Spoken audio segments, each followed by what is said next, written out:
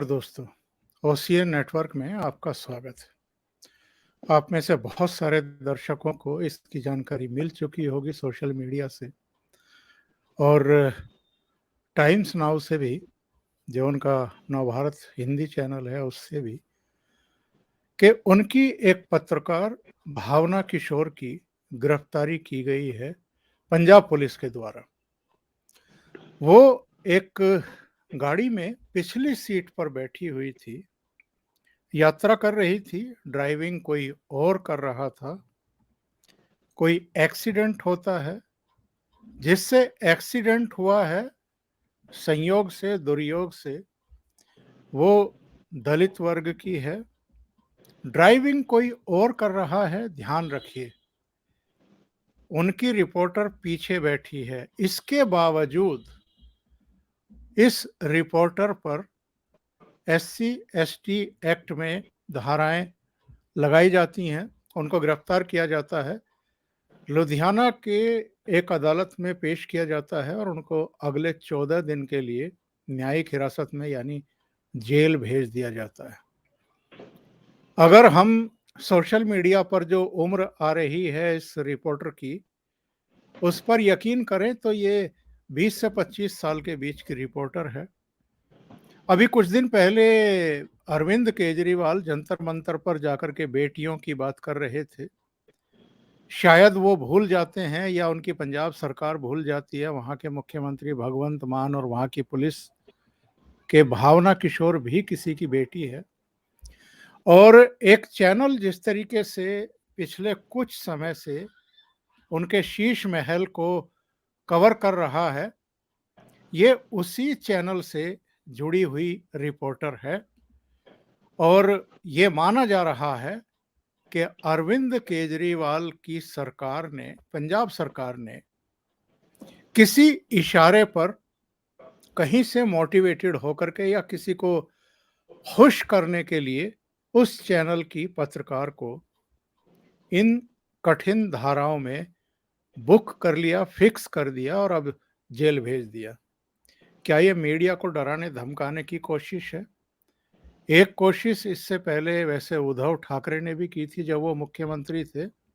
अर्णब गोस्वामी को जो encounter specialist माने जाते थे, उसकी सरपरस्ती में गिरफ्तार कराया था।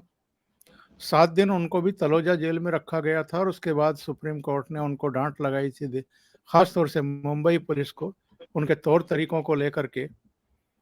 यहां भी लगभग वैसा ही केस दिखाई दे रहा है। अर्णब गोस्वामी हालांकि एक चैनल के ओनर भी हैं, एडिटर इन चीफ भी हैं। भावना किशोर का तो करियर ही अभी शुरू हुआ है, लेकिन दिल्ली के मीडिया में भी कुछ ही लोगों ने तीखी प्रतिक्रिया व्यक्त की है उनकी गिरफ्तारी पर। मोस्टली जो बड़े सो कॉल्ड बड़े मीडिया हाउसेज हैं, उनके एडिटर इन चीफ हैं या ओनर हैं, वो चुप्पी साधे हुए हैं। इस पूरे प्रकरण पर बातचीत करने के लिए मेरे साथ जुड़ रहे हैं आपके जाने पहचाने चेहरे, वरिष्ठ पत्रकार मनीष ठाकुर। मनीष जी को जोड़ करके इस चर्चा को आगे बढ़ाते हैं। मनीष जी, नमस्कार सर, दर्शकों को भी बहुत नमस्कार, प्रणाम। मनीष जी, अरविंद केजरीवाल क्या दिल्ली पुलिस इसीलिए मांग रहे थे कि अगर कोई उनके खिलाफ जबान खोले, उनके जो कारनामे हैं उनको उजागर करे, तो फिर दिल्ली पुलिस का इस्तेमाल उनके खिलाफ कराएं? जैसे ही पंजाब में इनकी सरकार बनी थी, उसके कुछ ही समय बाद तेजिंदर पाल बग्गा को दिल्ली से उठवाया गया था। इसके अलावा कुमार विश्वास को भी नोटिस इशू करा दिया गया था, कुछ और लोगों को भी उठवाने की कोशिश की गई थी। वो तो पंजाब हरियाणा हाई कोर्ट की तीखी प्रतिक्रिया और कड़े रुख की वजह से ये पीछे हट गए, वरना पता नहीं अब तक कितने लोगों को पंजाब की जेलों में ठुसवा चुके होते। ये जो नया प्रकरण हमारे सामने आया है और जो कुल मिलाकर के अरविंद केजरीवाल के नेतृत्व वाली पंजाब सरकार का एटीट्यूड है, वहाँ की पुलिस का एटीट्यूड है, ये जो ताजा घटना हुई है, इस पर आप क्या राय रखते हैं? सर, ये साफ दिखाता है कि आम आदमी के चेहरे में ये व्यक्ति कौन है और इसकी महत्वाकांक्षा क्या थी। सत्ता, आपने कुछ तस्वीर दिखाई, ये मुख्यमंत्री दिल्ली का निवास है, जिसको सिर्फ रंग रोगन कहिए, उसमें लगभग 50 लाख रुपए खर्च कर दिए गए हैं। तो ये दिखाता है कि 50 करोड़ रुपए, मतलब हमारे कई बार तो हमें लगता है कि हम गिनती भी भूल जाते हैं कि उसके बाद की रंग रोगन में भी कोई 55 करोड़, 50 करोड़, 48 करोड़ इस तरह से खर्च कर सकता है। कई आंकड़े अभी आने बाकी हैं। वो दिखाता है कि इस व्यक्ति की महत्वाकांक्षा क्या है। और यह व्यक्ति, जैसे मैं अक्सर कहता हूं कि इस व्यक्ति, ये कुमार विश्वास कहते हैं कि ये इसे बौना शब्द का इस्तेमाल केजरीवाल के लिए करते हैं। और मैं अक्सर कहता हूं कि आज तक क्या इस आदमी को कोई बता नहीं पाया कि तुम्हारी लंबाई, तुम्हारी शारीरिक बनावट ऐसी है कि 36 नंबर की शर्ट, 38 नंबर की शर्ट तुम्हें आती होगी, तुम 46 नंबर की शर्ट क्यों पहनते हो। शर्ट का पहनावा देखिए, इसके लोअर या पैंट की पहनावा देखिए, हवाई चप्पल ये 26 जनवरी पर ये व्यक्ति पहन करके आ जाते हैं।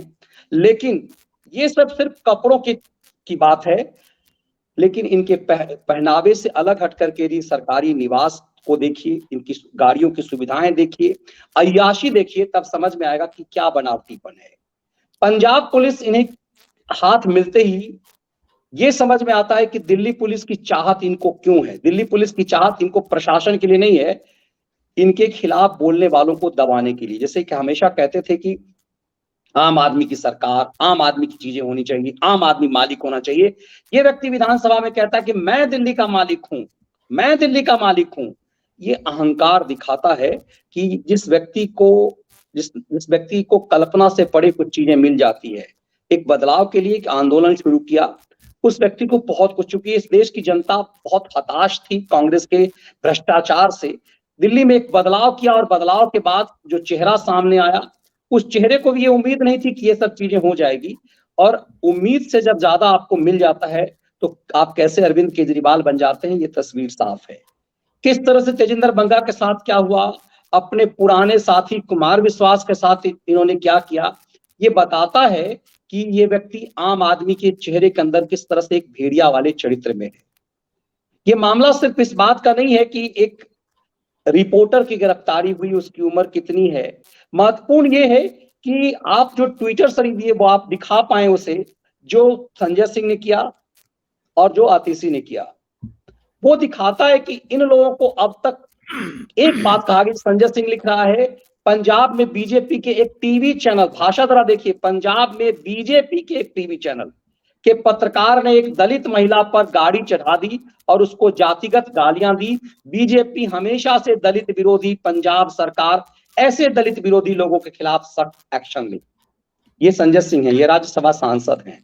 अतिशी ऐसे कह रहे, shocking news coming from Punjab, a reporter from BJP supported news channel has run over a Dalit women. मतलब ये पूरी तरह से ये साबित करना चाह रहे हैं ये कि वो रिपोर्टर एक बीजेपी का कार्यकर्ता है। ये इतना छलावा, इतना षड्यंत्रकारी व्यक्ति है। मुझे लगता है कि ये सबसे महत्वपूर्ण है इस पूरे सार का, कि षड्यंत्र करने से पहले स्क्रिप्ट तैयार है संजय सिंह को की। और इस दिल्ली के इस शिक्षा मंत्री की तस्वीर, शिक्षा मंत्री होकर के चरित्र देखिए, किस तरह से मक्कारीपना है ये, कि ये TOI टाइम्स ऑफ इंडिया के ग्रुप का चैनल है, टाइम्स ऑफ इंडिया ग्रुप का चैनल है। एक सामान्य रिपोर्टर है जिसकी उम्र 20-22 साल बताई जा रही है।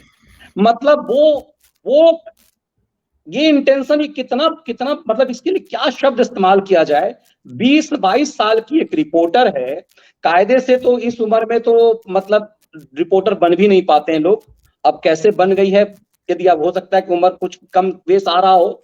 ये तो एक ट्रेनी जो है वो हम जानते इतने दिन पत्रकारिता के पेशे में रहने के लिए, ये ट्रेनिंग का युग होता है जिसमें बहुत मिनिमम सैलरी होती है और एक तरह से सीखने की अवस्था होती है इस उम्र में पत्रकारिता को।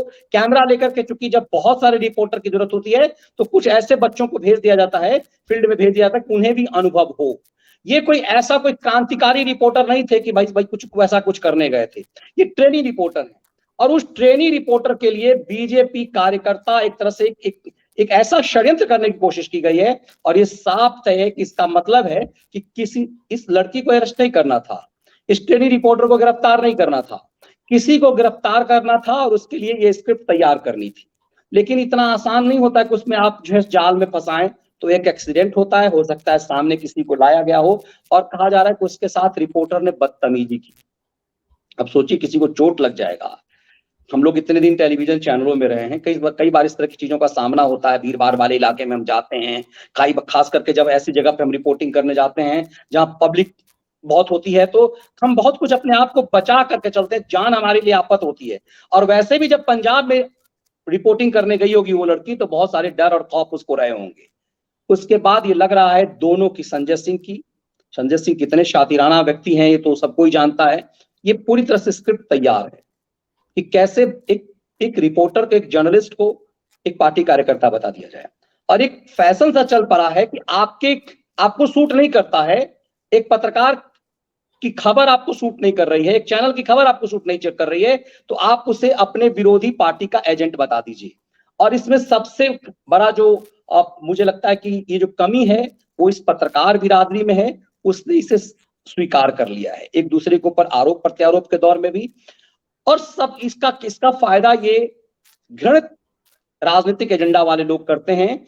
कितने शातिराना तरीके से इस लड़की को बीजेपी का कार्यकर्ता बता दिया, कहा गया बीजेपी का एक चैनल है, सिर्फ इसलिए कि इस चैनल ने केजरीवाल के द्वारा मुंह पे मारे गए एड के बदले इस न्यूज को चला दिया।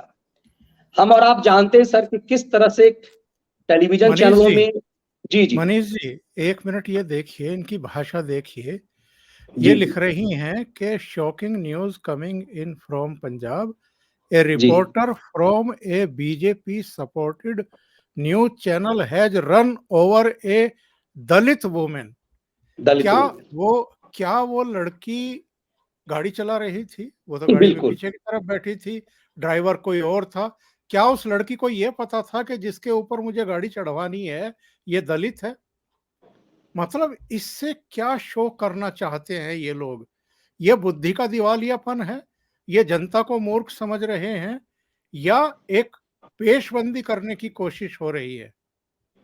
सर ये अदालत में जो ऐसी भाषा में कहा जाए ना, जूते खाने वाली भाषा अदालत में जाकर के, अदालत में जब पुलिस, आप प्रेशर में जब पुलिस से सब काम करवाते हैं तो इसी ढंग से आपकी स्थिति होती है कि आप पहले से षड्यंत्र के तहत जब आप स्क्रिप्ट लिखते हैं।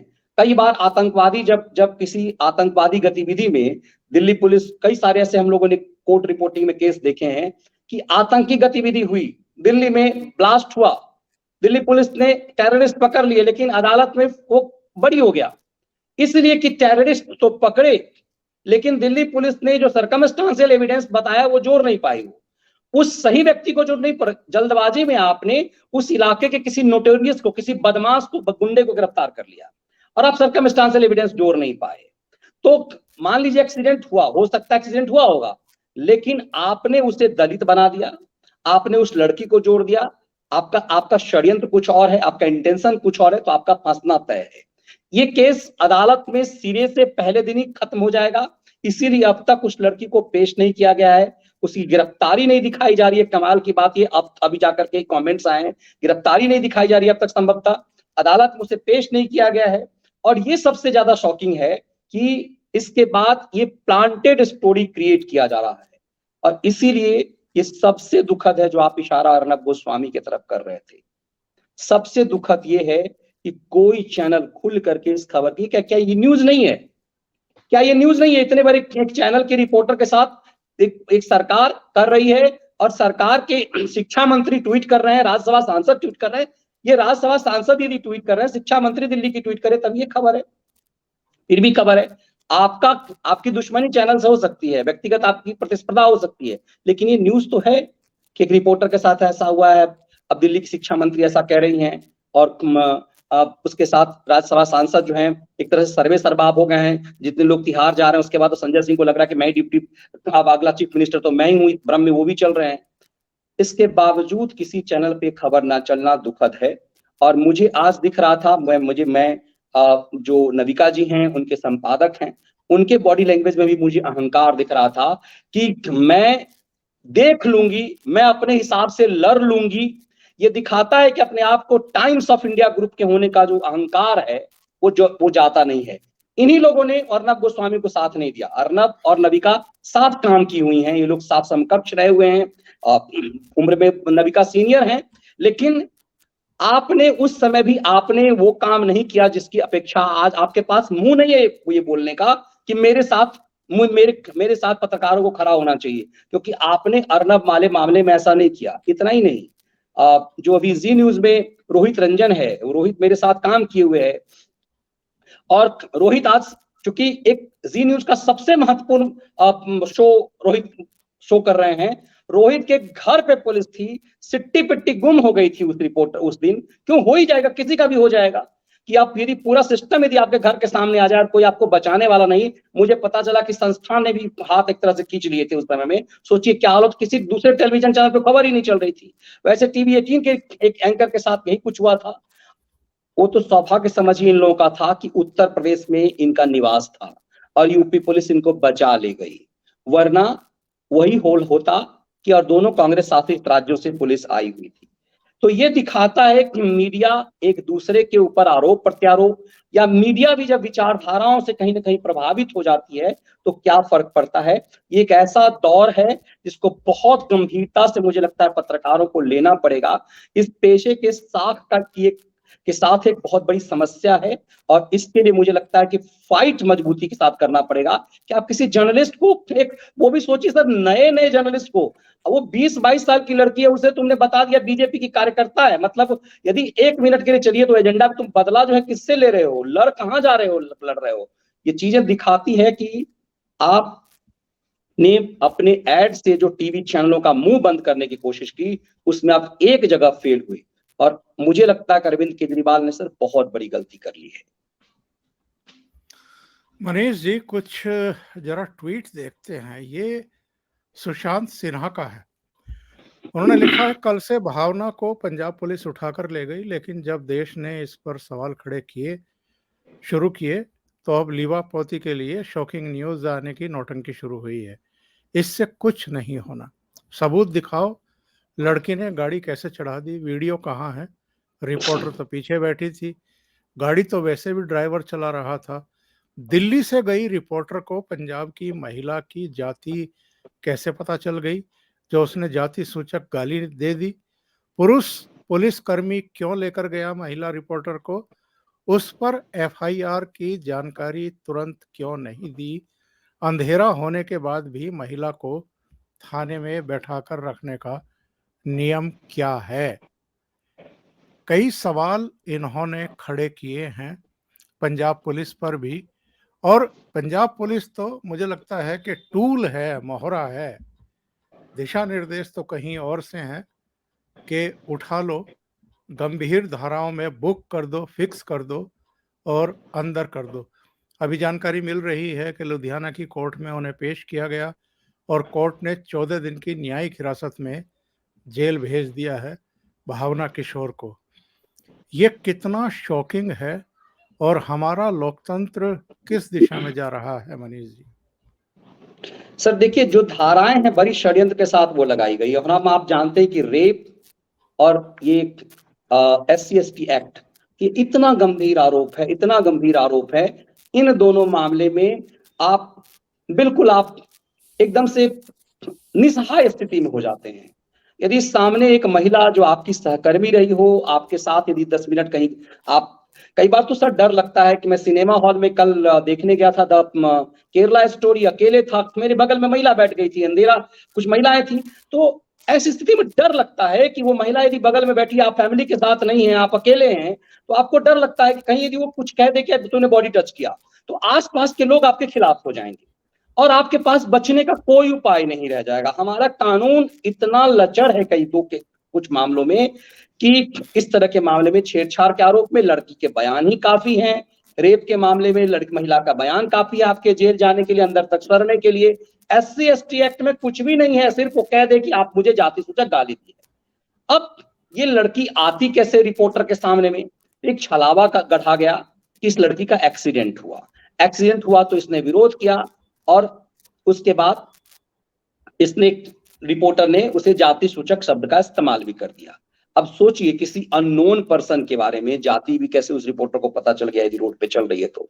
और कमाल की बात उस जुडिशियल सिस्टम का है कि इस मामले में उसे न्यायिक हिरासत भी दे दिया, क्योंकि कानून इतना लचर है कि जजेज, और हम अक्सर कहते हैं कि जो लोअर जुडिशियरी होती है उसमें जो मजिस्ट्रेट होते हैं वो सरकारी अधिकारी होते हैं, एक तरह से वो राज्य सरकार के एक तरह से मातहत होते हैं, सच यही होता है। तो कई बार इसका प्रभाव भी होता है, कई बार इसका एक प्रभाव निश्चित रूप से होता है। और ये इनका जुडिशियल कस्टडी में जाना कई तरह के सवाल खड़े करते हैं कि चलिए पुलिस के द्वारा गिरफ्तारी तो ठीक है, लेकिन इस मामले में तुरंत जमानत ना मिलना, क्योंकि ये SC/ST एक्ट है, इसमें तुरंत जमानत नहीं मिलता, तो जज साहब ने भी नहीं दिया। अब जज साहब के सामने क्या मामला पेश किया गया, लेकिन ये सर्कमस्टांशियल एविडेंस की एक लड़की जो पीछे वाली सीट पे बैठी हुई है, अपने कैमरा पर्सन के साथ बैठी हुई है, उसके ड्राइवर के साथ किसी का एक्सीडेंट होता है, उसके बाद वो रिपोर्टर निकलती है। तैसी बात है कि रिपोर्टर निकली होगी, कहीं भी कोई भी जर्नलिस्ट निकलता है कि क्या हुआ देखने के लिए, और चूंकि वो टीम लीडर होता है रिपोर्टर, तो उसकी जिम्मेदारी होती है कि अपने ड्राइवर की रक्षा करे, अपने कैमरा पर्सन की रक्षा करे, भले उसकी उम्र कितनी भी कम हो, रिपोर्टर टीम लीडर होता है। तो हो सकता है वो बाहर निकली होगी और यही उस ट्रैप में एक तरह से जो है वो फंसा दी गई, और उसके बाद उसके साथ जो करना था, ये दरअसल सर कुछ भी नहीं है, ये एक डराने का षड्यंत्र है।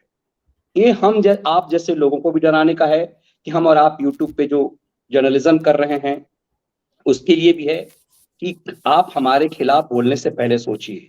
आप हमें नरेंद्र मोदी मत समझिए कि 2002 से लेकर के लगातार षड्यंत्र उस व्यक्ति के खिलाफ होता रहा, गुजरात जा करके फर्जीवाड़ा किया जाता रहा, चाहे वो नाम लेकर के कहूं तो राजदीप सरदेसाई, बरखा दत्त जैसे लोगों ने लगातार षड्यंत्र किया, पूरा NGO सिस्टम ने फरेब किया, फिर भी कुछ नहीं किया। आज जो तिहाड़ रिटर्न संपादक है उसने एक फर्जी स्टोरी बनाई, फर्जी खबर बनाई, और उसने एक साबित कर दिया क्रिया के बराबर प्रतिक्रिया नरेंद्र मोदी ने कहा। इतना सब कुछ हुआ, लेकिन आज तक गुजरात की सरकार ने, तत्कालीन नरेंद्र मोदी की सरकार ने किसी पत्रकार पर कोई एक्शन नहीं लिया।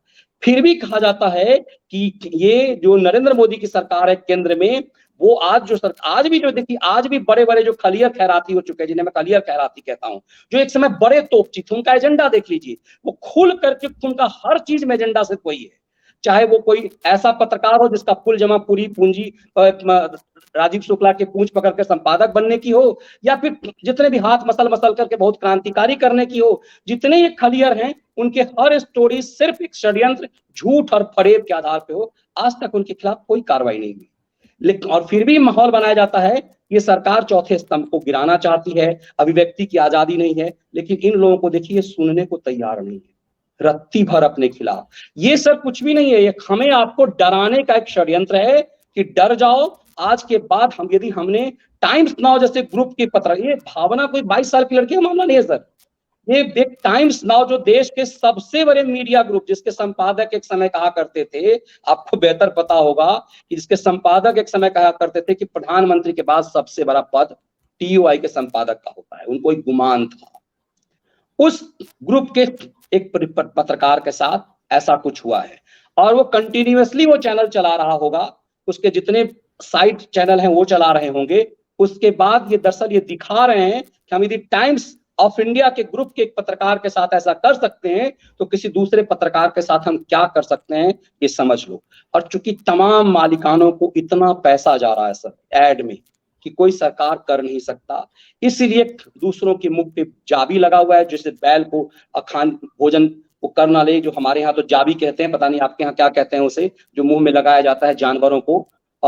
वो एक तरह से हर संपादकों ने बांध ली है कि उन्हें बोलना नहीं है, उन्हें देखना नहीं है, उन्हें कुछ भी नहीं करना है। सच में यह बहुत भयावह स्थिति है। एक कपिल मिश्रा का इस पर ट्वीट है, जरा वो देखते हैं। उन्होंने लिखा क्या है? उन्होंने लिखा है कि अखबार और चैनलों के मालिकों, एंकरों, संपादकों, आज पूरा देश देख रहा है। उन्होंने लिखा है कि तुम्हारा अखबार और चैनल केजरीवाल का सच दिखाने की हिम्मत करेगा या उसके फेंके हुए टुकड़ों के लिए जमीन पर बिछ जाएगा। केजरीवाल से पैसे लेकर झूठ बेचने वाले मीडिया, एक विज्ञापन के बदले बड़े बड़े भ्रष्टाचार और चोरी की खबर को दबाने वाले संपादक गण, केजरीवाल के PA के फोन पर हेडलाइंस चेंज करवाने वाले एंकरों ध्यान से देखो, केजरीवाल ने तुम्हारी इज्जत को बाजार में खड़ा कर दिया है।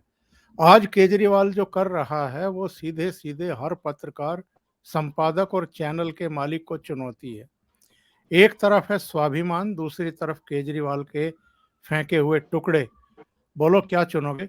ये युवा महिला पत्रकार भावना किशोर की परीक्षा नहीं है, ये देश के हर पत्रकार की परीक्षा का दिन है। स्वाभिमान या भीख?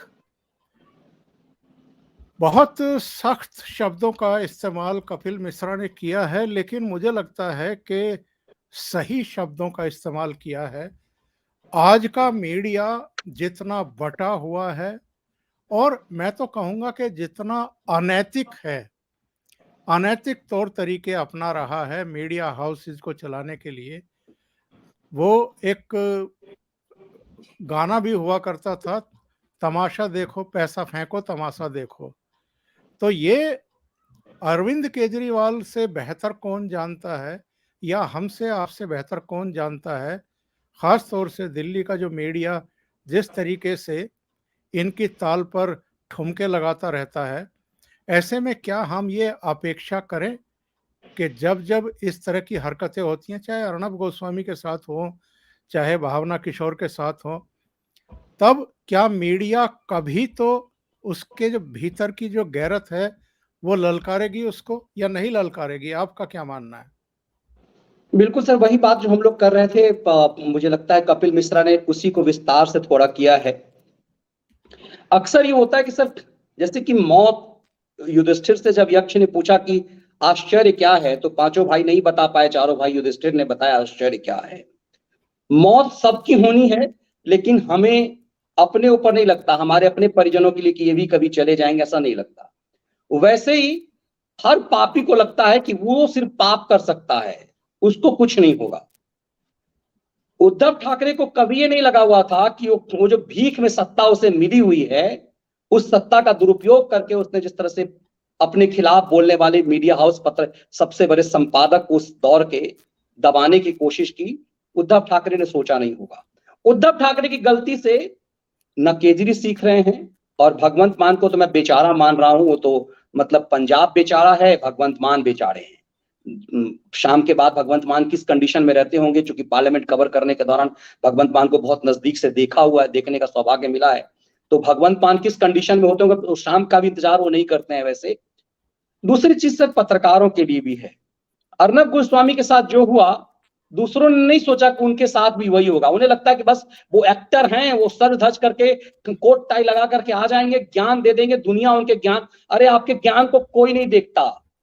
मतलब ये भ्रम, ये मति भ्रम में रहता है कि मैं भी टाइम्स नाउ, आज तो बहुत देखिए भाव क्या होता है कि आज चूंकि मैं इस खबर के वजह से मैं टाइम्स नाउ देख रहा था, तो नविका का चल रहा था रिकॉर्डेड बुलेटिन, उसमें उन्होंने मनीष तिवारी को बुलाया था, फोन किया था, मनीष तिवारी को परिचय दिया, सूचना एवं प्रसारण मंत्री, पूर्व सूचना एवं प्रसारण मंत्री। मनीष तिवारी से जब उन्होंने सवाल किया तो कहा कि मनीष जी आपने देखा होगा वो जो हमारा शो, बोला नहीं मैंने नहीं देखा। मैं आपका, आगे उन्होंने कह दिया कि मैं आपका चैनल देखता नहीं, मैं आप लोगों को देखता भी नहीं। तो ये मनीष तिवारी को बोलने की जरूरत नहीं थी, लेकिन वो एहसास कराया कि भाई तुम्हारी कोई औकात है नहीं, मैं तुम्हें देखता उगता नहीं हूं। तो चौक हो गई वो कि मतलब मुझे नहीं देखते हो, ये अहंकार जो है वो नविका के अंदर जन्म ले लिया। तो ये अहंकार आपका, दरअसल ये गिरफ्तारी भी दिखाता है कि आपका जो एक टाइम्स ऑफ इंडिया के संपादक का भ्रम था, वो भ्रम भी एक सामान्य सा अरविंद केजरीवाल जैसा व्यक्ति तोड़ सकता है। ये चीजें भी आपको रहना चाहिए कि इसके लिए भारत के प्रधानमंत्री की जरूरत नहीं है, ये चीजें, मगर आपको जब संगठन के रूप में आप संगठन में जब रहते हैं तब आपकी ताकत है। आप देश के चौथे स्तंभ हैं, हमारे पास तलवार नहीं है, हमारे पास AK-47 नहीं, हमारे पास कलम और कैमरा और माइक ही हमारी ताकत है। ये लोकतांत्रिक उस हमें दी गई है। आज जरूरत इस बात की है कि नविका कुमार, यही इतना बड़ा ग्रुप यदि इस भाव को भूल करके, क्योंकि वो किसी ऐसे केस में नहीं फंसे थे, वो खबरों में फंसे हुए थे, खबरों के लिए उनके आज यदि उस समय उनके साथ होती तो नविका के साथ भी लोग होते, लेकिन ऐसा नहीं है कि आज यदि अर्नब के साथ लोग नहीं हुए तो नविका के साथ भी नहीं हो। आज जरूरत इस बात को है कि मैं तो कहूंगा कि अर्नब गोस्वामी को भी आना चाहिए, बड़ा दिल दिखाना चाहिए तमाम संपादकों। जैसे हमने आपने एक बीड़ा उठाया, हम आपको एक नैतिक जिम्मेदारी लगी कि इस खबर को एक जर्नलिस्ट के रूप में ये उठाया जाना चाहिए, इसलिए आपने उठाया। हमने भी इस रात में इस विषय को उठाया था, लेकिन हमने गंभीर इसका इंतजार करना चाहा कि मैटर क्या है। जैसे सुबह से छन करके आने लगा दोपहर बाद से कि कैसे ये गिरफ्तारी किस बात की हुई, शाम तक हमें इस बात की जानकारी नहीं थी। लेकिन जिस व्यक्ति को आपके बारे में पहले से परसेप्शन तैयार हो तो आपको पता होता है कि ये क्या कर रहा होगा, तो वो चीजें वो सामने आ गई। लेकिन बस वही चीज है कि सर सबको इसमें जरूरत इस बात का है कि लोकतंत्र के चौथे स्तंभ को समझना चाहिए कि 22 साल की एक लड़की जो ड्राइवर के पीछे वाली सीट पे बैठी हुई थी, एक्सीडेंट यदि होता है तो जिम्मेदार कैसे है, उसने SC/ST एक्ट कैसे उसके ऊपर लग जाएगा। और सबसे बड़ी बात, ये तो प्लांटेड ऐसे ही लग रहा है कि SC/ST एक्ट लगा तो इसमें बीजेपी एंगल रिपोर्टर क्यों, मतलब SC/ST एक्ट यदि ओंकार चौधरी जी यदि किसी के ऊपर लग जाता है तो उससे उनके मतलब अब एक पत्रकार के विचारधारा और इन सब चीजों से कहां आ जाती है। ये दिखाता है कि पूरा एक छलावा है, पूरा एक षड्यंत्र है, जो एक षड्यंत्र इन लोगों ने किया है। क्या अरविंद केजरीवाल और उनकी पूरी टीम, इंक्लूडिंग पंजाब की पूरी टीम इनकी, ये बर्दाश्त नहीं कर पा रही है कि जिस मीडिया पर हमने इतना पैसा फूंका है, अब उस मीडिया के कुछ हिस्से उनकी हाँ में हाँ नहीं मिला रहे हैं, बल्कि उनके कच्चे चिट्ठे खोलने में लग गए हैं। और जब से सत्येंद्र जैन गए हैं, मनीष सिसोदिया गए हैं, अरविंद केजरीवाल का इंट्रोगेशन शुरू हुआ है, अरविंद केजरीवाल पर भी तलवार लटकी हुई है। ऊपर से 45 करोड़ रुपए का ये मामला सामने आ गया शीश महल का, तो ये बर्दाश्त नहीं कर पा रहे हैं और एक संकेत देने की कोशिश कर रहे हैं मीडिया को कि चुप करो, नहीं तो हमारे हाथ में पंजाब पुलिस भी है। बिल्कुल सर, देखिए जिस तरह की वो स्टोरी है जो अरविंद केजरीवाल के शीश महल की, वो किसी की स्टिंग ऑपरेशन तो है नहीं, वो सरकार का एक दस्तावेज है। और तय सी बात है, हम और आप जिस पेशे में हैं वो कई लोगों को ये दस्तावेज मिलता है, कुछ लोग सौदा कर लेते हैं, कुछ के रिपोर्टर को मिलता है, मालिक उसका सौदा कर लेता है।